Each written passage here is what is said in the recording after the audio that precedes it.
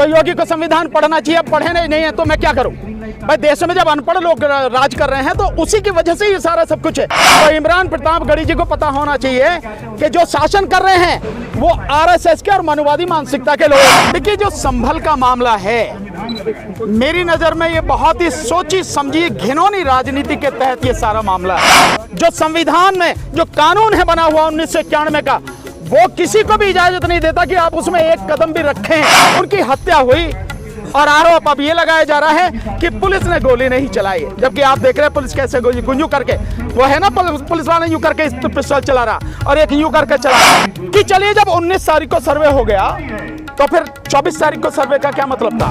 और सुबह ही सुबह 6 साढ़े 6 बजे पहुंच के सर्वे करने। आप देख रहे हैं VR न्यूज, एक नजर सच्चाई की ओर। जितने सवाल हो, जैसे सवाल हो पूछना, पर एक एक करके पूछना। ऐसा ना हो कि एक साथ में 6 लोग पूछ रहे हैं। आराम से पूछना, जितने सवाल हो जवाब मिलेगा सबका।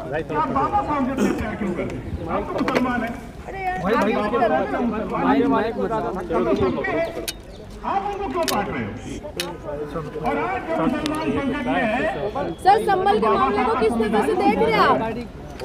देखिए जो संभल का मामला है, मेरी नजर में ये बहुत ही सोची समझी घिनौनी राजनीति के तहत ये सारा मामला है।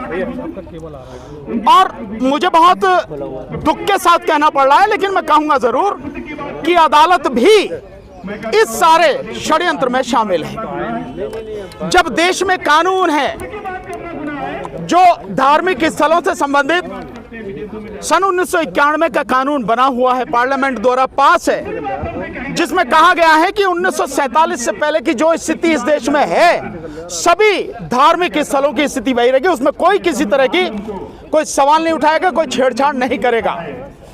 और यही नहीं, उसमें रोका गया है कि अदालत भी उसमें किसी तरह का कोई हस्तक्षेप नहीं करेगी। सेक्शन 4 में कहा गया कि केवल यही नहीं, भविष्य में भी ऐसी कोई बात नहीं की जाएगी।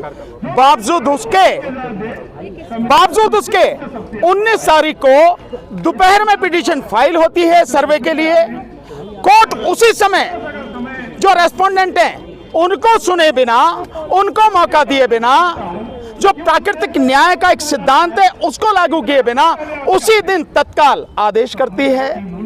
और बड़े मजेदार बात देखिए कि इधर आदेश पारित हुआ और शाम तक जो है एएसआई के लोग सर्वे करने पहुंच भी गए।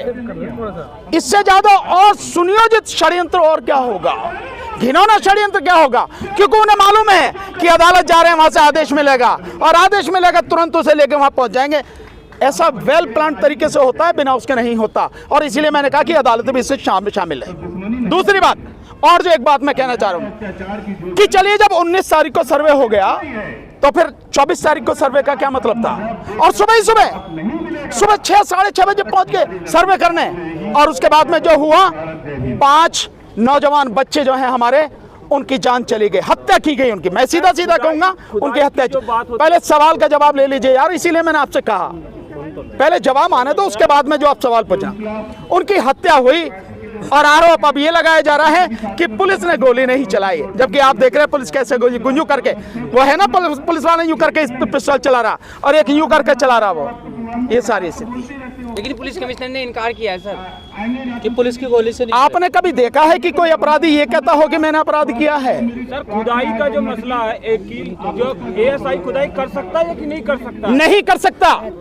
जो संविधान में जो कानून है बना हुआ 1991 का, वो किसी को भी इजाजत नहीं देता कि आप उसमें एक कदम भी रखें इस नियत से कि आप उसका सर्वे कर रहे हैं या कुछ कर रहे हैं। वो कानून पूरी तरह से रोकता है।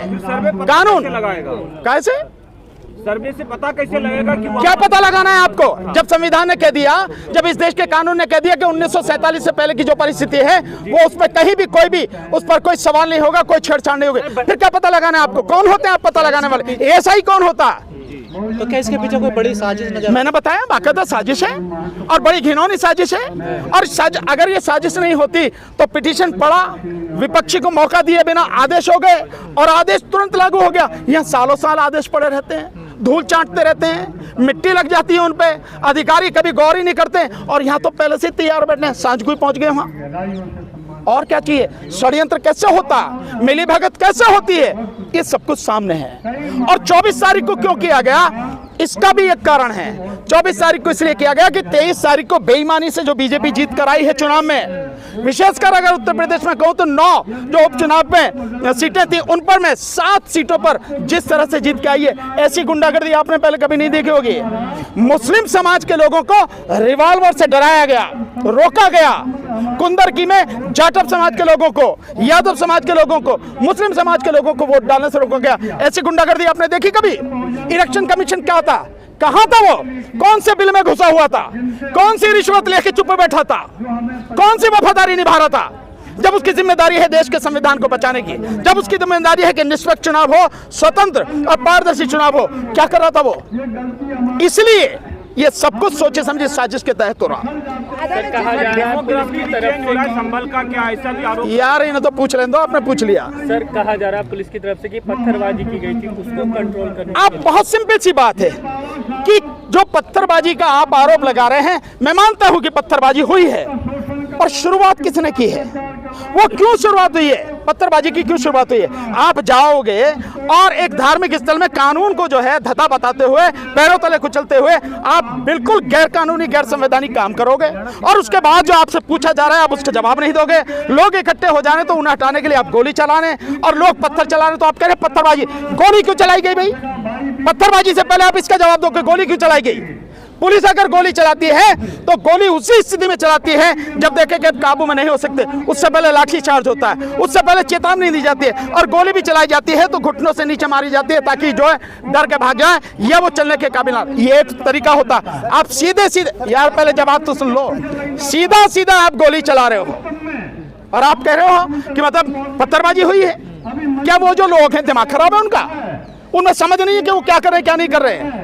इन सारी चीजों को समझो और समझ, इसीलिए मैं कह रहा हूं उसकी बाकायदा अगर निष्पक्ष जांच हो जाए तो दूध का दूध पानी का पानी हो जाएगा, पता लग जाएगी कौन गुनहगार है, किसने गोली चलाई या किसने जो पत्थरबाजी की। सर जांच कौन करेगा? आपको विश्वास किस पे? नहीं, मुझे किसी पे विश्वास नहीं, मैं जानता हूँ होगा कैसे? नहीं होगी जांच, बिल्कुल नहीं होगी जांच, मैं जानता हूँ। वही सब कुछ करने वाले हैं, ये तो तुम जाके पता लगो, ये तुम्हारा काम है, मेरा काम नहीं। ईंट पत्थर कहाँ से आए? रामगोपाल की हत्या हुई थी तो योगी सरकार ने मुआवजा दिया था, अभी 5 लोगों की मौत हुई है, कोई मुआवजा का ऐलान नहीं हुआ है। फिलहाल क्या भेदभाव कर रही है मुसलमानों से? यार किसका जवाब दूं? आप 4 पूछ रहे हो, इसलिए मैंने कहा एक व्यक्ति सवाल पूछे उसका जवाब देता। पूछो, आप पूछो। रामगोपाल में बराइच की जब हत्या हुई थी, बराइच में जो रामगोपाल की हत्या हुई थी तो योगी सरकार ने मुआवजा दिया था, अभी 5 लोगों की मौत हुई है, फिलहाल अभी मुआवजा का कोई ऐलान नहीं। तो जो वो रामगोपाल मरा था वो उनकी नजर में हिंदू था, उनका आदमी था, और वो जब भगवा झंडा फहरा रहा था मस्जिद पे या घर पे जाके तो वो उन्हीं का आदमी था ना। तो अपने आदमी को मरवा के दंगा करवा दिया तो उसको जो उन्हें वो देना ही देना था मुआवजा। ये मुसलमान मरे, और मुसलमान की कीमत क्या है? मुसलमान की, दलित की, ओबीसी की, इन आज की जाति में जो सत्ता में बैठे इनकी नजर में कीमत क्या? कुछ नहीं। इसलिए इन 5 को जो है मुआवजा नहीं। और आरोप इन पे यह भी लगा हुआ कि भैया इन्होंने पत्थर चलाए और पत्थर चलाने में दंगा किया इन्होंने, तो किस बात का इन्हें मुआवजा मिलेगा? 400 से ज्यादा की FIR हुई है, गिरफ्तारी हुई है, कैसे देखते हैं आप? नहीं, कैसे क्या देखते हैं? FIR होनी चाहिए, लेकिन FIR दोनों तरफ से होनी चाहिए। FIR दोनों तरफ से होनी चाहिए, FIR इधर से भी और FIR उधर से भी। एक तरफा कार्रवाई नहीं होनी चाहिए। इसलिए मैं कह रहा हूं निष्पक्ष जांचों पर। मैं जानता हूं कि निष्पक्ष जांच होगी नहीं, क्योंकि वही अपराध करने वाले हैं, वही FIR करने वाले हैं और वही फैसला करने वाले हैं, तो कहां से होगा? लेकिन सर जो सर्वे करने का गिरफ्तार कर लिया गया, जिस सदर ने प्रेस कॉन्फ्रेंस करके पुलिस की पोल खोली थी, आज उसे भी घसीट कर पुलिस ले गई, क्या कहेंगे आप इस पर? आप दोबारा से सवाल कीजिए। जो मस्जिद के सदर थे संभल के, शाही मस्जिद के, उन्होंने प्रेस कॉन्फ्रेंस किया था, उसमें पुलिस की नाकामी और क्या कहते हैं कमियों को गिनाया था। पुलिस ने आज उन्हें गिरफ्तार कर लिया। आप शुक्र मनाओ कि उन्हें गिरफ्तार किया, गोली नहीं मारी। उन्हें गोली भी तो मार सकते थे कि हमेशा के लिए उनकी जुबान बंद हो जाए। ये होगा जब शासन करने वाले लोग संविधान को नहीं मानते, कानून को नहीं मानते और अपनी तानाशाही और गुंडागर्दी दिखा रहे, तो तभी ये सारी चीजें होंगी। इसीलिए तो मैं कह रहा हूं कि कोई निष्पक्ष जांच नहीं होगी, कुछ नहीं होगा। और वैसे भी इस देश में मुसलमान की और दलित की कोई कीमत है नहीं। सर, 2 सवाल है। पहले की सांसद इमरान प्रतापगढ़ी ने कहा है कि योगी जी ने संवेदना तक व्यक्त नहीं किया। दूसरी बात कि आज CM योगी जी ने कहा है कि संविधान के अंदर समाजवाद और सेक्युलरिज्म नहीं, इस पर क्या कहेंगे? नहीं, किसने कहा है? योगी ने। योगी जी ने कहा। तो योगी को संविधान पढ़ना चाहिए, अब पढ़े नहीं है तो मैं क्या करूं भाई? देश में जब अनपढ़ लोग राज कर रहे हैं तो उसी की वजह से ये सारा सब कुछ है। संविधान में बाकायदा समाजवाद शब्द लिखा हुआ है, सेकुलरिज्म लिखा हुआ है, धर्मनिरपेक्षता लिखी हुई है और ये प्रस्तावना में लिखा हुआ है। एक बात तो ये रही। दूसरी बात आप ये कह रहे हो संवेदना व्यक्त नहीं करी, तो इमरान प्रतापगढ़ी जी को पता होना चाहिए कि जो शासन कर रहे हैं वो आरएसएस के और मनुवादी मानसिकता के लोग हैं और ये जो दंगा कराया गया है ये सोची समझी रणनीति और राजनीति के तहत कराया गया है। तो जो कराने वाले हैं वो जिनको मारना चाह रहे हैं वो मार दिए, उनके उस पर संवेदना क्यों व्यक्त करेंगे? इमरान प्रतापगढ़ी जी को ये बात कहनी नहीं चाहिए थी कि संवेदना व्यक्त करें। वो संवेदना व्यक्त नहीं करेंगे। जो आपको खत्म कर देना चाहते हैं आप उनसे उम्मीद करते हैं कोई संवेदना व्यक्त करेंगे? लेकिन सर जो सर्वे यार एक मिनट, जो सर्वे करने रहेगी टीम, उनके साथ जो लोग थे भड़काऊ नारे लगा रहे थे, वो कौन लोग थे सर? मुझे क्या पता भाई, मैंने देखे नहीं, आप पता लगाओ, आप पत्रकार लोग हैं। क्यों कौन थे भाई? अगर वो लगा रहे हैं तो स्वाभाविक है वो टीम का हिस्सा है उनकी, वो उसी टीम का हिस्सा है जिस टीम ने ये सर्वे के लिए एप्लीकेशन लगाई, जिस टीम ने ये आदेश करवाया और जिस टीम ने ये सारी टीम लेके वहां गए और वो जय श्री राम के जो नारे लगा रहे हैं। एएसआई वालों को तत्काल मुअत्तल कर देना चाहिए। किसी भी सरकारी अधिकारी कर्मचारी को किसी धर्म विशेष की बात करना और जब वो ड्यूटी पर हो तब बिल्कुल भी ठीक नहीं, गलत है। धर्म आपका व्यक्तिगत है, फिर घर में जो चाहो नारे लगाओ। आप सार्वजनिक रूप से उस समय नहीं, जिस समय जो है आप ड्यूटी पर हो नहीं कर सकते। उनको तत्काल मुअत्तल किया जाना चाहिए, उनकी नौकरी खत्म की जानी चाहिए।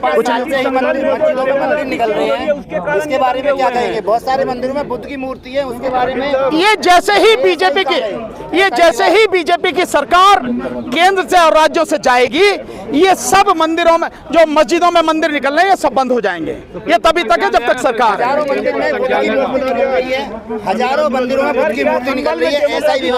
एएसआई डिपार्टमेंट क्या करता है? मुझे नहीं पता, ये एएसआई डिपार्टमेंट से पूछो वो क्या करता है। लेकिन मैं बहुत सिंपल सा जानता हूँ, ये धरती बुद्ध की धरती है और पूरे देश में बुद्ध के अवशेष बिखरे पड़े हैं। जहां भी खुदाई करोगे, और की तो जगह छोड़ दो, अयोध्या में जो है वो बुद्ध के अवशेष हैं। ये सारा सब कुछ है।